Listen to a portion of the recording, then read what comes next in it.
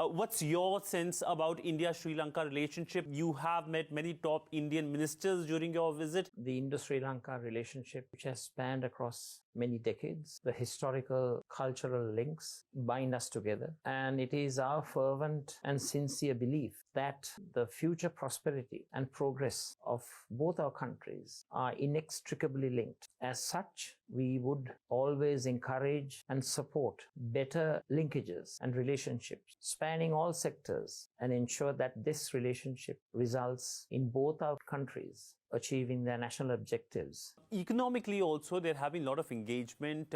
India provided you support during the economic crisis. There is a talk of the review of the FTA as well. What's your sense like? You met the Indian finance minister as well, Nirmala Sitharaman. Free trade agreements have already been signed and are in place. We should ensure that when we build upon the free trade agreement, that those agreements result in comparative advantages to both our countries and people. When those mutual benefits can be quantified and the quality benefits can be used to persuade the various stakeholders, I think we can progress in a speedy manner. How do you see India's support during your country's economic crisis? India provided billions of dollars of support. The bankruptcy situation due to ill-devised economic policies. When Sri Lanka was in trouble, India supported us, and India continues to support us. That has provided some relief to the people of our country. I think we should ensure that our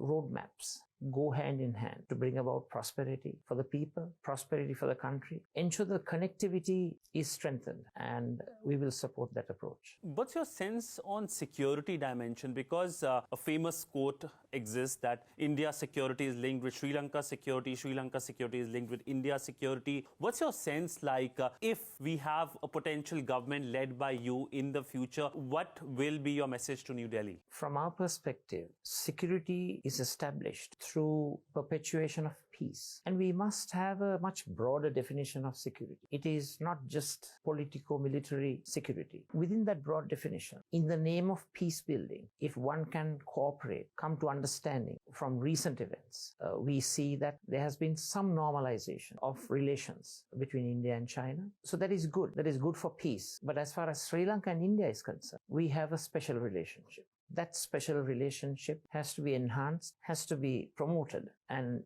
built upon. That's the approach that we would take. What's your sense like when it comes to your country's relationship with China, your country's relationship with India? How do you balance out two? What's your sense like in the relationship? It's an overarching approach that we have that does not go into petty political issues. We should look at the common interests. That will result in economic growth, prosperity, and prosperity for our people. So what is of utmost importance is to reduce suspicion, mutual respect for each other's territorial integrity, sovereignty, political independence. If countries work on those principles in their inter-nation state relations, I think the world would be a better place.